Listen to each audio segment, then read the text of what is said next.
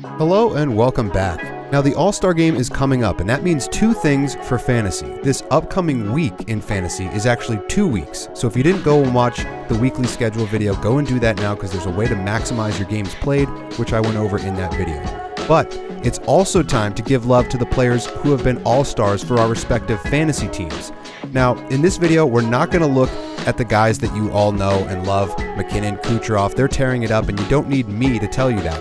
Instead, we'll look at some players who have been insane value for your teams, and we'll look at them by conference. So we're going to start with the Western Conference today, and we're going to look at a number of players. There's no hard cap, but basically I wanted to cover each position, and there's some honorable mentions at the end.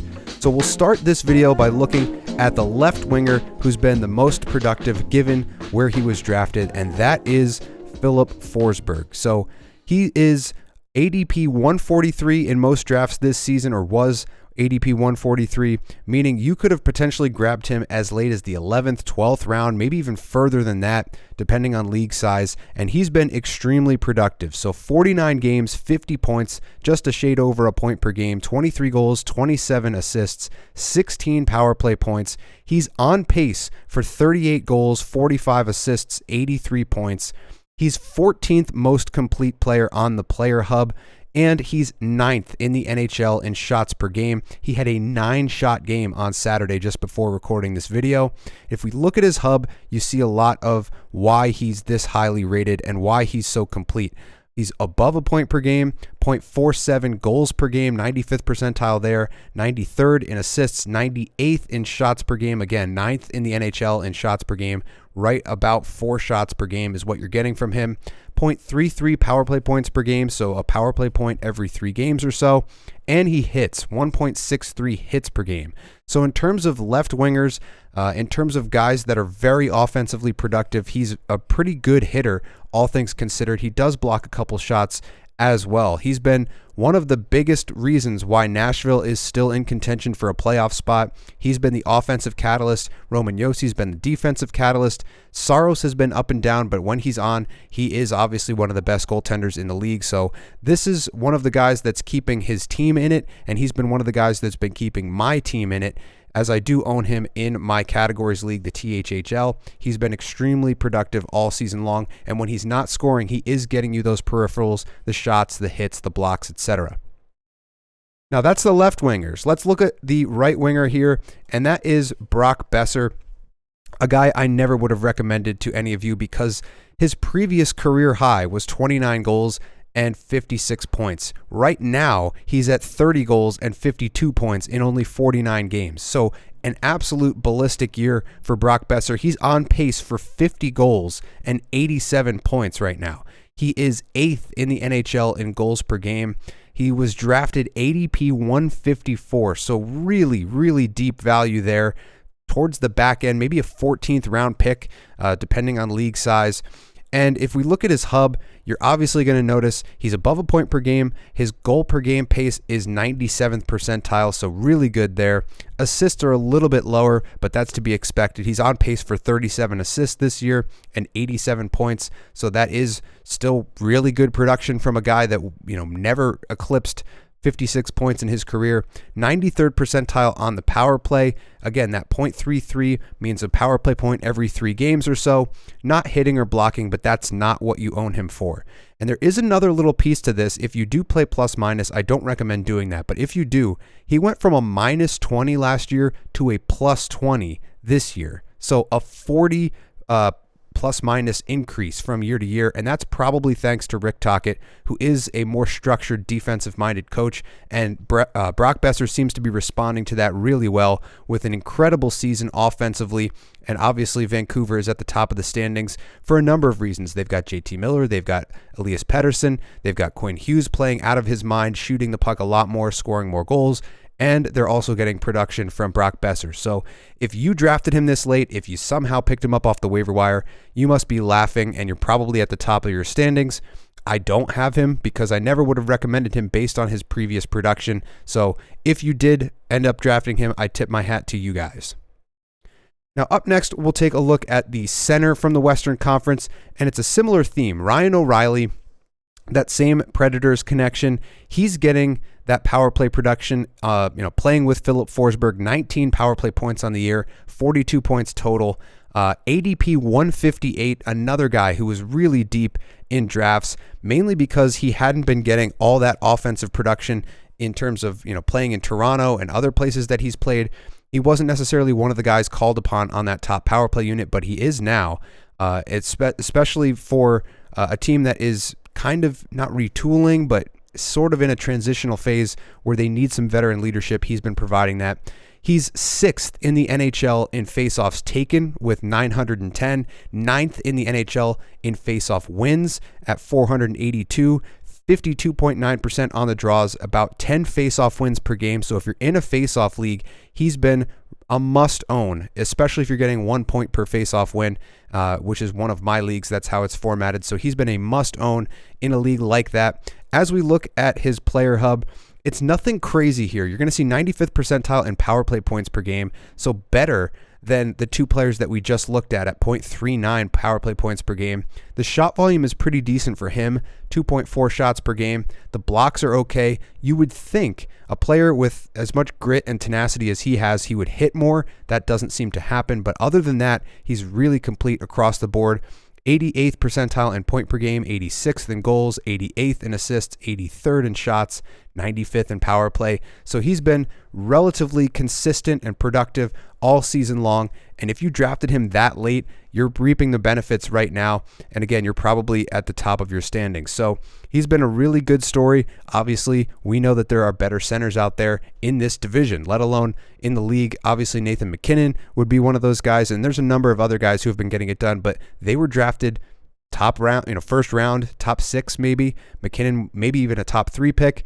Ryan O'Reilly was, I don't have his ADP, it's blocked here, ADP 158. So that's incredible value if you did draft him. So this is definitely working out for you if you did. If you grabbed him off the waiver wire, it's even better value for you. So we do want to give it up to Ryan O'Reilly.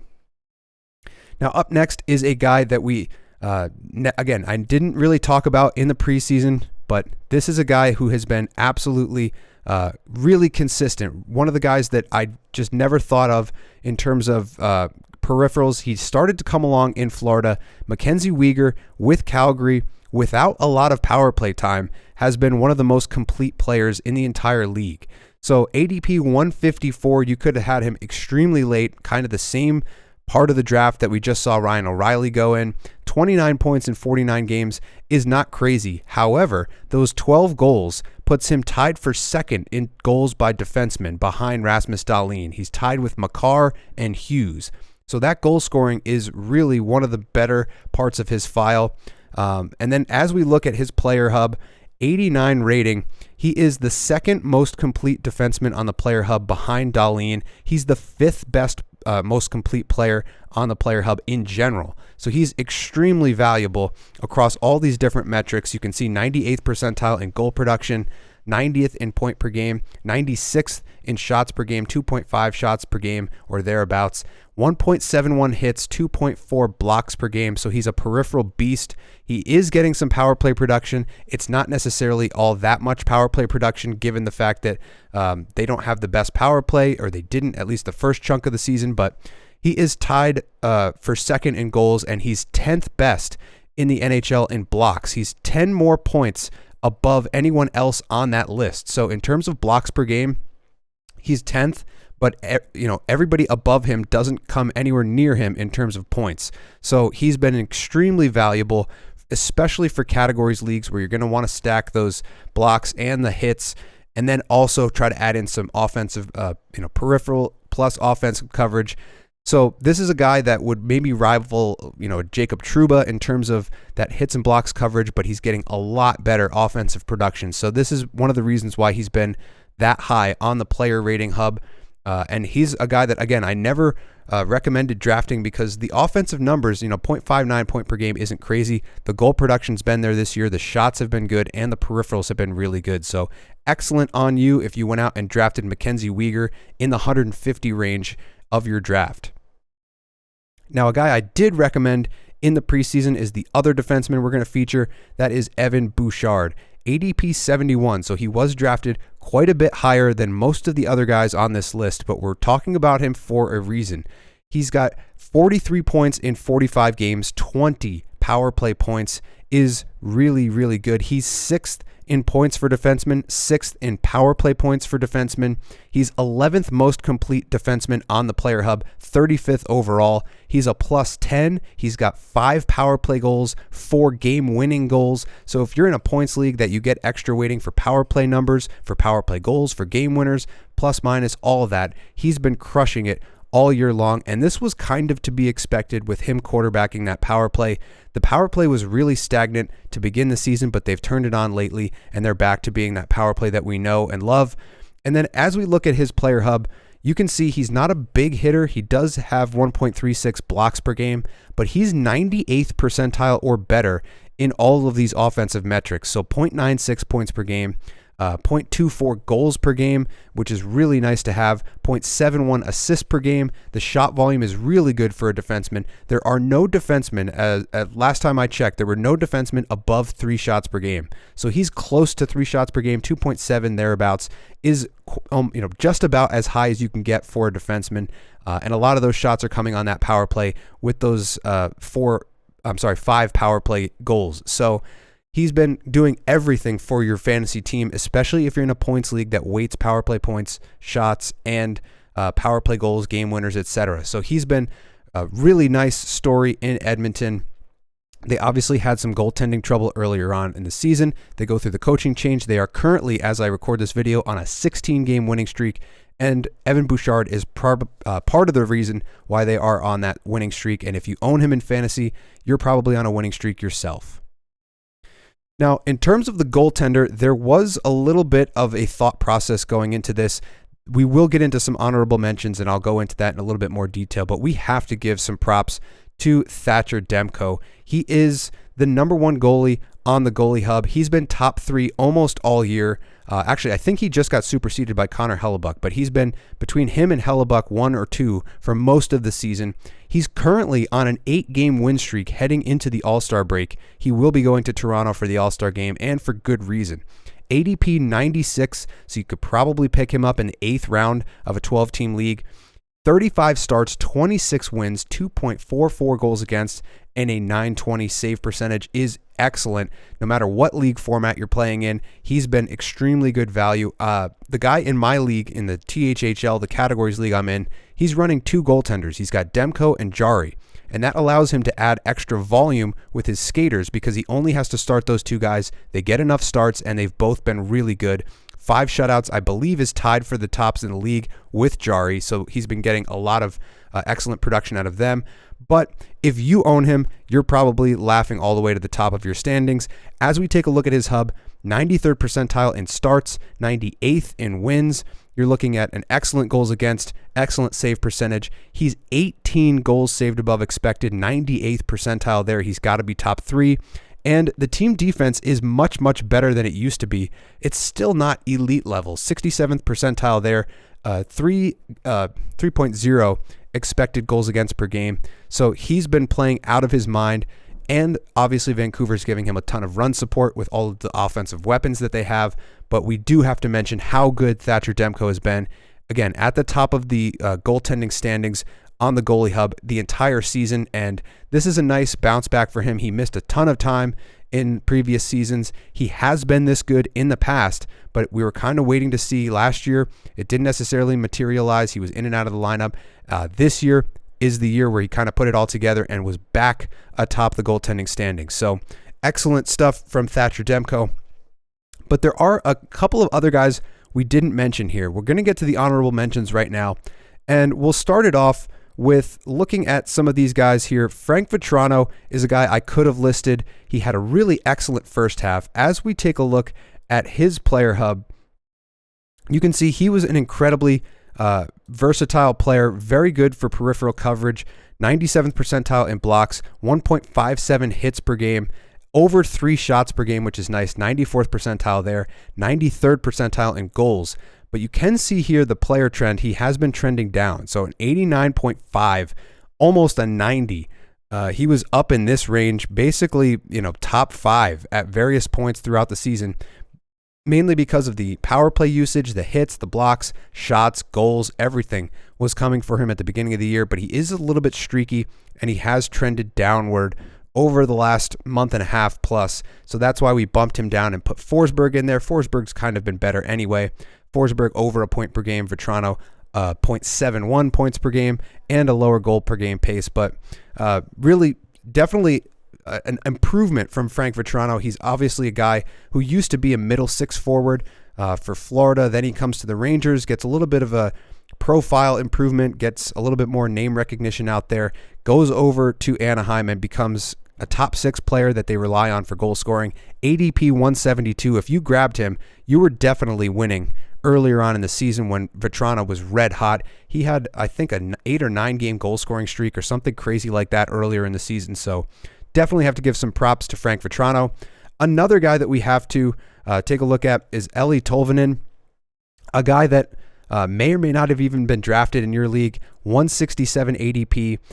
He's been extremely consistent for peripherals. So 2 hits per game, 1 block per game or thereabouts, 91st percentile, 98th percentile in those metrics. He is getting some power play production, 6 power play points on the year, and then pretty consistent across everything else. He has been a goal scorer at various points. Even with Nashville, he scored on a per 60 basis pretty well.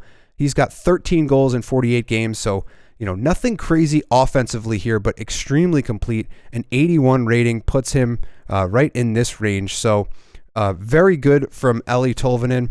And see if I can pull it down here. Maybe we can take a look at where he ends up stacking up here. But actually, I have it filtered to D. That's why we're not seeing him. But he is one of the top most complete players in terms of fantasy production. As I pull it up a little bit here.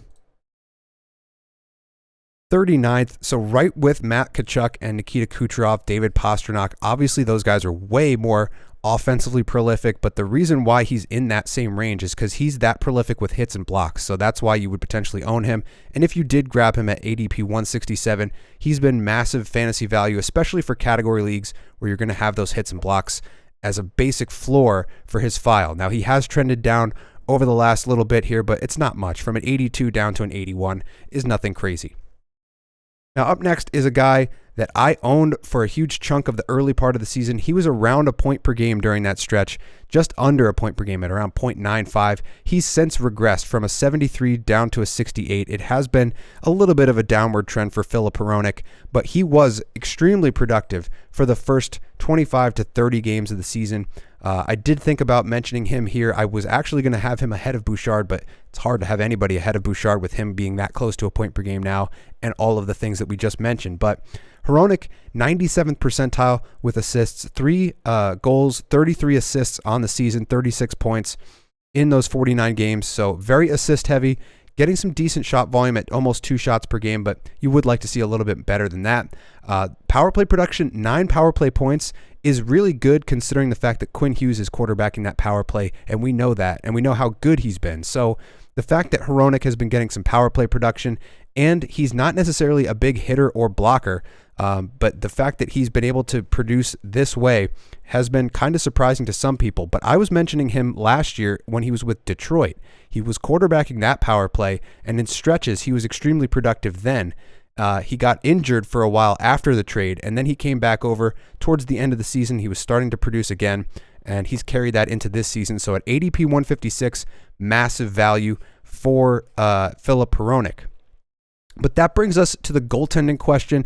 And before we get into each of these goaltenders, let me bring something to your attention. I put this up on the Instagram. I had it also for the Discord members to vote on who you thought the best goaltender in the West has been for fantasy purposes this year. Here's the results of that poll. Also, my apologies if the Player Hub has been blocking the names on the honorable mention. Just really kind of noticed that now. But here's the responses. We have 55% of you said Thatcher Demko is the MVP. We had 20% of you, 8 people suggesting Aiden Hill. And then a nice split here between Decord, Ingram, and then a couple of votes for Cam Talbot. Cam Talbot clearly would have been in this list or would have been higher on this list if not for the last 14 games that they've been going on. A massive tanking session here where they've won, I think, 2 games in the last 14, and Talbot has definitely regressed from that point. But With that said, let's take a look at the goalie hub for some of these guys. We already mentioned Thatcher, Demko. Now, before we get into Connor Ingram, one of the things you can notice here, a lot of the guys at the top of this list are Western Conference. You got Hellebuck, you've got Demko, you've got Decord, Skinner, Talbot, Ingram up here, Markstrom climbing. So a lot of really excellent goaltending in the Western Conference right now. But we'll start with Ingram. He's been a real pleasant surprise. ADP 119. People were probably picking Vejmelka ahead of Ingram in your draft, and he's been extremely good. So pretty consistent over the last number of weeks. He's 14.5 above expected, and the team defense has not been great. They were better earlier in the season, around 50th percentile. They've been giving up more lately, which is why he's kind of stuck in this area where he's still producing well above expected, but the team defense has been a little bit worse than normal. He's got 5 shutouts on the year, a 916, 2.6 goals against, 17 wins, 90th percentile in wins. So a guy that most people hadn't heard about last year comes in, plays really well down the stretch, and then gets a 1A, 1B assignment with Vejmelka and starts to take the net over. And he's basically the 1A right now. So at ADP 119, he's been incredible value for you. But speaking of value, Adin Hill has been one of the best goaltenders in fantasy. The only reason he's not higher on this list is because he's been injured. So his games played volume is a little bit lower and his wins volume is a little bit lower. If these were higher, earlier in the season, he was a top 5 goaltender in fantasy, and you can see why. 95th percentile, 1.9 goals against. Same thing with save percentage, 936 save percentage, is top 5 in the league. He's been incredible whenever he's been in the net, and even coming back from injury, he's been really solid. 2 shutouts on the year, 16.4 above expected, 97th percentile there. And Vegas was much better defensively earlier on. They've had a ton of injuries. They have a bunch of guys that are still not in the lineup. That will continue to improve. So if you drafted the Vegas tandem, as I recommended that you did in the preseason, I said go grab Adin Hill and Logan Thompson towards the back end of the draft. Adin Hill was ADP 138. Thompson was in the same area. I have 2 different leagues where I did that, and it's been difficult without Adin Hill in the lineup, and Thompson has had his struggles as well, but Thompson started to figure it out lately. Hill's back, and both of them together are a dynamic duo. Them and the Boston tandem have been 2 of the best in the league this year. You also have a number of other 1A goaltenders that have been playing really well. But a guy that we did not see coming at all, completely undrafted, is now the 4th highest goalie on the hub, is Joey Decord. You got to mention these players because they've been killing it, and nobody drafted Decord. Nobody even thought about him because Grubauer was playing for them, and Decord wasn't even a factor. Grubauer gets hurt, Decord comes in and plays extremely well and kind of saves Seattle's season. They were not doing well before Decord came in. He's got 14 wins on the year, 2.4 goals against, 920 save percentage, 2 shutouts, 6.3 above expected, and they are a pretty good defensive team.